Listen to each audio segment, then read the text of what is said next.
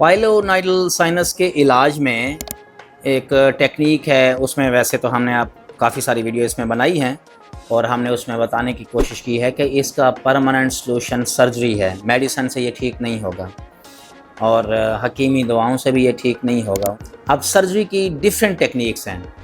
Open technique है जिसमें कि हम फिर ओपन टेक्निक है और उसके मुकाबले में है लेज़र टेक्निक, और लेज़र के साथ मिनिमल इन्वेसिव एक और वो भी है कि फिनोल क्रिस्टल से भी हम इसका इलाज करते हैं। तो मेन बात यह है कि ओपन टेक्निक के दोबारा होने के चांसेस कम हैं, जबकि लेज़र सर्जरी और फिनोल क्रिस्टल से दोबारा होने के चांसेस उनके मुकाबले में ज़्यादा हैं। अब ओपन टेक्निक डिफरेंट तरीके से की जाती है। ओपन टेक्निक में या तो वो रास्ता निकाल देते हैं और फिर ज़ख़म को बंद नहीं करते हैं, इसको बोलते हैं एक्सियन विदाउट प्राइमरी क्लोजर, या फिर इसका थोड़ी सी और मॉडिफिकेशन है कि हम रास्ता निकाल देते हैं फिर पीछे रास्ता बंद कर देते हैं, एक्सियन विद प्राइमरी क्लोजर। तो इसके अलावा फिर होते फ्लैप्स होते हैं। पाइलोनाइडल सर्जरी के लिए फ्लैप्स बनाए जाते हैं। इस वीडियो में हम आप लोगों को बताएंगे जो ओपन टेक्निक का पहला है एक्सियन विदाउट प्राइमरी क्लोजर, कि हम उसमें रास्ता निकाल देते हैं, तो इसके क्या फ़ायदे और क्या नुकसानात हैं और कब ये सूटेबल है, कब इसको चूज़ करना चाहिए। हर डिफरेंट टेक्निक्स के ना अपने अपने फ़ायदे और नुकसानात हैं। इस वीडियो में सिर्फ हम पहले ही ऑप्शन जो है एक्सियन करके रास्ता निकाल के उसको फिर बाद में बंद नहीं करते, वो खुद सेकेंडरी हीलिंग से बंद होगा, अंदर से बंद होना शुरू होगा। इसके बारे में आज बात करेंगे। तो सबसे पहले वीडियो लाइक करें, शेयर करें, चैनल को भी सब्सक्राइब करें और बेल आइकन को प्रेस करें, ताकि न्यू वीडियो जो हम इस पाइलोनाइडल साइनस की सीरीज़ में या फिर हम दूसरी वीडियो भी हम बनाते हैं तो आपको नोटिफिकेशन मिलता रहे। फ़ायदों की अगर हम बात करें, एडवांटेजेस की बात करें, इसका क्यों ये ऑप्शन चूज़ की जाती है, तो उसमें बात करें। पहला यह है कि इसमें रिकरेंस कम होती है। क्यों रिकरेंस कम होती है? क्योंकि इसमें लेज़र के कंपैरेटिवली हम इसमें रास्ता निकाल देते हैं, लेज़र में सिर्फ रास्ते को बर्न करते हैं, और इसलिए इसमें से पीछे इन्फेक्शन रह नहीं जाती, कोई चांस ही नहीं होता। हम वो जो रास्ता नज़र आ रहा होता है ना, उसके इर्द गिर्द से हम उसको जितना बड़ा ज़ख़म होता है उसके इर्द गिर्द, या जितने सुराख होते हैं, एक सुराख हो, दो सुराख हो, उसके इर्द गिर्द से कट लगाते हैं और फिर नीचे हम देखते जाते हैं रास्ता कहाँ जा रहा है। राइट जा रहा है, लेफ़्ट जा रहा है, ऊपर कमर की तरफ जा रहा है, नीचे पखाने वाली नलकी की तरफ जा रहा है, तो हम पीछे कोई रास्ता छोड़ते नहीं है, पीछे कोई इन्फेक्शन रहती नहीं है। वो जो टनल बनी हुई थी उस टनल को हम सारा निकाल देते हैं। जब हम उस टनल को सारा निकाल देते हैं तो ऑब्वियसली जब पीछे कोई चीज़ नहीं रह गई तो इसमें फिर दोबारा होने के चांसेस कम रहेंगे, और क्योंकि हमने रास्ता ही निकाल दिया है। लेज़र में हम रास्ता नहीं निकालते, उसमें रास्ते को बंद करते हैं, इसलिए इसका दूसरा फ़ायदा यह है कि इसमें इन्फेक्शन रिस्क कम होता है। इसमें इसलिए इन्फेक्शन रिस्क कम होता है कि हमने पहले अब रास्ता सारा निकाला, इन्फेक्शन वाला रास्ता निकाला, अगर कोई पस थी तो वो भी निकाली, और फिर उसके बाद ये है कि अब पीछे इन्फेक्शन रही नहीं, नॉर्मल टिश्यू रह गई। लेकिन अब पस अगर बहुत ज़्यादा होती है तो इसलिए हम एक और फ़ायदा ये भी होता है, ज़ख़म जब हम खुला छोड़ देते हैं, अब कोई जो इन्फेक्शन नॉर्मल टिश्यू में भी घुसी हुई हो, जो कि हमें नज़र आने में, ज़ाहिरन नज़र आने में पस नहीं नज़र आ रही, बाल नज़र नहीं आ रहे, हमें नॉर्मल टिश्यू नज़र आ रहे थे, लेकिन माइक्रोस्कोपिकली उसके जरासीम अगर पीछे नॉर्मल टिश्यू में भी अगर पड़े हुए होते हैं तो फ़ायदा ये होता है ज़ख़म खुला हुआ है, उसकी डेली ड्रेसिंग हो रही है, रोज़ाना सफाई उसकी हो जाती है। रोज़ाना इस तरह सफाई होती है कि टब में बैठना पड़ता है, और टब में बैठने से फिर ये होता है कि उसमें पायोडीन और डिटोल डाला होता है, तो वो फिर वो जरासीम मरते जाते हैं, तो वो जगह पीछे ज़ख़म रोज़ाना साफ़ हो रहा है, रोज़ाना इन्फेक्शन इसमें से निकल रही है, तो इसमें इन्फेक्शन का रिस्क कम रहेगा। तीसरा फिर ये कि सिंपल टेक्निक है, इसमें कोई वो नहीं है कि फ्लैप्स बनाने हैं, कितने डिग्री से बनाने हैं, कितना बड़ा फ्लैप बनाना है, किस तरफ से लेकर आना है, या फिर लेज़र की तरह ये नहीं है कि कितने जॉल देने हैं, फाइबर का एंगल कितना होना चाहिए, कितनी देर में वहाँ पे स्टे करना है, फिर कैसे आपने वापस निकालते आना है। लेज़र का फाइबर अगर आप थोड़ी देर टाइम से वापस नहीं ना निकालते, उसका फाइबर वहीं टूट जाता है। ये बड़े टेक्निक उसके लिए चाहिए, लेज़र वाले के लिए। फ्लैप्स के लिए भी टेक्निक चाहिए, इसके लिए टेक्निक नहीं चाहिए, जो रास्ता है सामने जो नज़र आ रहा है उतना हम उसको निकालते। इसमें भी सीज़र या कैंची यूज़ नहीं करते, कार्टरी बोलते। कुछ लोग कार्टरी को भी लेज़र कह रहे होते हैं, लेकिन कार्टराइजेशन एक और चीज़ है, वो हीट में चेंज कर देती है करंट को। तो लेज़र वाली जो होती है वो करंट लेज़र में, लेज़र से फिर जो होता है वो फिर हीट में चेंज करता है, दरमियान में लेज़र के कहा जाता है। लेकिन यह है कि कार्टरी से करते हैं, इसमें रास्ता कोई टेक्निक नहीं होती, सिंपल सामने जो रास्ता नज़र आ रहा है निकाल देते हैं।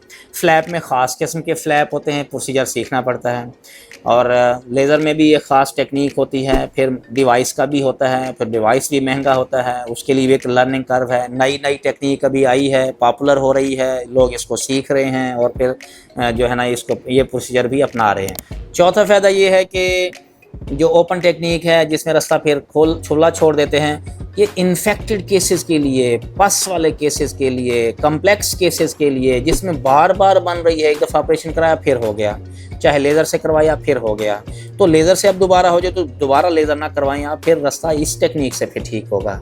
अगर दोबारा आपने कोई टेक्निक भी की है उससे हो गया तो फिर आपको दोबारा, क्योंकि इन्फेक्शन कहीं रह गई होगी, वो इन्फेक्शन निकालनी पड़ती है। तो ये अगर पस बहुत ज़्यादा है तो उसमें सूटेबल है, अगर लेज़र टेक्निक से दोबारा हो गया तो फिर उसके लिए सूटेबल है, अगर तो कम्प्लेक्स था, 3-4 रास्ते थे, उसके लिए भी ये सूटेबल है। ये इसका फ़ायदे हैं। अब हम इसके नुकसानात, ड्रॉबैक्स, डीमेरिट्स के बारे में बात करें तो ये कि इसमें रिकवरी थोड़ी लंबी होती है, क्योंकि आपने जितना बड़ा ज़ख़म, अब ज़ख़म तो डिपेंड करेगा ना कि कितना आपका पाइलोनेरल साइनस कितना बड़ा ज़ख़म है, कितना बड़ा रास्ता है। अगर छोटा रास्ता है तो उसकी रिकवरी थोड़ा कम टाइम लगेगा, जल्दी रिकवरी हो जाएगी। लेकिन अगर इसमें रास्ता लंबा था तो उसमें लंबा ज़ख़म बनेगा, बड़ा ज़ख़म बनेगा, उसमें रिकवरी जो है, जो हीलिंग जो है थोड़ा ज़्यादा देर लगेगी। लेकिन 1.5 महीने से 2 महीने के दरमियान ये सारी रिकवरी हो जाती है, as compared to phenol crystal या फिर लेज़र टेक्निक। उसमें इसमें थोड़ी सी हीलिंग ज़रा लंबा अरसे के लिए चलती है, लेकिन पेशेंट विद इन वीक और 2 पेशेंट अपना काम कर रहा होता है, अपनी रूटीन के काम कर रहा होता है और कोई ऐसा इशू नहीं होता, साथ ही इसकी ड्रेसिंग चलती रहती है। दूसरा नुकसान यह है कि इसमें डेली ड्रेसिंग की ज़रूरत पड़ती है। लेज़र वाले में तो आपने लेज़र चला दी तो अब उसमें वही छोटा सा ही सुराख होगा, उसमें कोई ऐसी ख़ास टेक्निक नहीं होती। लेकिन इसमें ड्रेसिंग आप ज़ख़म क्योंकि बना हुआ है, जितना बना दो उसमें हमने इस पर भी वीडियो बनाई कि ड्रेसिंग करते कैसे हैं। गाज पीस एक लेना है और उसको पायोडीन से निचोड़ लेना है। पहले वार्म शीट्स बाथ ले लेने हैं। वार्म शीट्स बाथ के बाद आपने गाज पीस लेना, उसको पायोडीन में भिगो के निचोड़ लें, ताकि पायोडीन में भीगा हुआ सारा रख देंगे तो वो फिर नीचे रस्ता रहता है, आपके कपड़े ख़राब हो जाएंगे। निचोड़ के उस ज़ख़म में भर दें, प्रेशर के साथ नहीं, उसको ज़ख़म के साथ नरम से ऐसे ऊपर रख दें। ऊपर ड्राई गाज पीस 1 या 2, इसके ऊपर हमने वीडियो बनाई है कि इसकी ड्रेसिंग कैसे करते हैं। लेकिन डेली ड्रेसिंग करनी तो पड़ेगी रोज़ाना। तो वार्म शीट्स बाथ भी हम कहते हैं 3 टाइम अगर आपने वार्म शीट्स बाथ लेने हैं तो आपने वार्म शीट्स बाथ लिए, वार्म शीट्स बाथ के बाद आपको ड्रेसिंग करनी पड़ती है। तो ऐसा दूसरे केसेस में नहीं बाज़ दफ़ा होता। इसमें फिर देखें आप ज़ख़म क्योंकि खुला है, फ़ायदा ये होगा कि इन्फेक्शन रोज़ाना की जो अगर इन्फेक्शन अंदर पड़ी हो तो उसकी सफाई हो रही है, लेकिन डेली ड्रेसिंग तो करनी है ना, ये इसका नुकसान है। तीसरा ये है कि जितना बड़ा ज़ख़म होता है उतना ही ज़्यादा फिर पेन होगा, डिस्कम्फर्ट भी उतना ही, फिर डेली रूटीन भी थोड़ी सी उसमें डिस्टर्ब होती है एज़ कम्पेयर टू जो लेज़र टेक्निक है, एज़ कम्पेयर टू जो फ्लैप वाली टेक्निक है। इसमें फिर ज़ख़म क्योंकि होता है थोड़ा सा पेन और डिस्कम्फर्ट, लेकिन ये जो पेन होता है उससे एक कुछ अरसे के लिए आपको पेन किलर लेनी पड़ती हैं, फिर ये काबिल बर्दाश्त हो जाता है पेन। चौथा नुकसान ये है कि कॉस्मेटिक रिज़ल्ट्स जो होते हैं, इसमें आप ज़ख़म बना है तो ज़ख़म ने अंदर से भरना शुरू होना है, तो इस एरिए में ज़ख़म भरा हुआ जो नज़र आएगा वो थोड़ा सा अच्छा नहीं लगता। वैसे भी हम ये एरिया कौन सा दिखाने वाला होता है, तो एज़ कम्पेयर टू जो आप दूसरी टेक्निक करते हैं, लेज़र टेक्निक करते थे, वही सुराख ही होगा, छोटा सा सुराख जो पहले बना था तो वो हिप्स के दरमियान में होता है, बटक्स के दरमियान में होता है, तो वो तो इतना वो एक सुराख होता है, हीलिंग अगर हो जाए तो वो नज़र नहीं आता, इसमें थोड़ा सा नज़र आता है। तो सबसे बात इम्पोर्टेंट ये है कि ये कौन सी जगह दिखाने वाली है। हाँ, ज़ख़म उसके मुकाबले में बड़ा भरा हुआ नज़र आएगा कि बड़ा ज़ख़म होता है, और लेकिन ये फ़ायदा भी है इसमें कि जितना हिस्सा बड़ा ज़ख़म नज़र आता है ना, उस एरिया पे बाल नहीं उगते, उस जगह पे बाल आते नहीं हैं दोबारा, इसलिए ये एक दफ़ा भर जाता है ना तो फिर इस जगह पे दोबारा होने के चांसेस बहुत ही कम होते हैं। 5वां इसका ड्रॉबैक ये भी है कि लाइफस्टाइल में लिमिटेशन, जिस दौरान ये ज़ख़म रहता है, जिस दौरान इसकी हीलिंग चल रही होती है, तो एज़ कम्पेयर टू लेज़र या फ्लैप इसमें थोड़ा सा ज़्यादा आपको वक्त भी दरकार होता है, इसमें मेहनत भी ज़्यादा दरकार होती है, लाइफस्टाइल भी लिमिटेशन होती है। जैसे स्टूडेंट्स हैं तो वो ज़्यादा देर बैठ कर पढ़ते हैं या फिर स्कूल जाते हैं, कॉलेजेस जाते हैं, तो उनके लिए थोड़ा सा ये कमरसम हो जाता है, या फिर जो लॉन्ग ड्राइविंग कर रहे होते हैं, ड्राइवर्स में ही तो ये बनती है, उसमें ये फिर होता है कि थोड़े अरसे के लिए उनकी ना लाइफस्टाइल जो होता है थोड़ी सी लिमिटेशन होती है। लेकिन ये है कि परमानेंट सोल्यूशन की अगर आप तरफ जाते हैं तो फिर ये एक दफ़ा ठीक हो जाए तो फिर यहाँ पे ना बाल दोबारा पैदा होते हैं, उगते नहीं हैं, यहाँ पे ग्रो ही नहीं करते, तो फिर दोबारा होने के चांसेस भी नहीं होते हैं। तो ये टेक्निक जो ओपन टेक्निक है विदाउट प्राइमरी क्लोयर किस में सूटेबल है?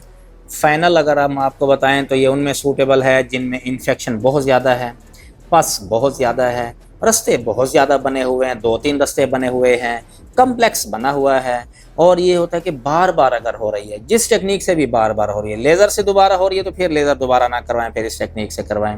कोई फ्लैप वाली टेक्निक कराई है उसमें दोबारा हुई है, चाहे आपने कोई और टेक्निक क्लोयर वाली टेक्निक कराई है, तो फिर ये बेस्ट ऑप्शन है अगर कंपेयर करें बाकी कंडीशंस के साथ। ये थी हमारी वीडियो पाइलोनेटल साइनस में जो हम एक्सियन करते हैं और फिर उस ज़ख़म को बंद नहीं करते, उसके फ़ायदे, नुकसानात और फिर किस में ये बेस्ट है वो हमने आपको बताया। उम्मीद है आप लोगों को ये वीडियो अच्छी लगी होगी। अगर आप लोगों को ये वीडियो अच्छी लगी है तो इसे लाइक करें, शेयर करें, चैनल को भी सब्सक्राइब करें और बेल आइकन प्रेस करें। हम पाइलोनेटल साइनस की सीरीज़ में जो वीडियो बना रहे हैं वो भी आपको मिलती रहेंगी और दूसरी वीडियो भी हमारी जो प्लेलिस्ट हमने बनाई हुई है जो उससे रिलेटेड भी कोई वीडियो आती है तो आपको मिलती रहेंगी। वीडियो देखने का बहुत शुक्रिया।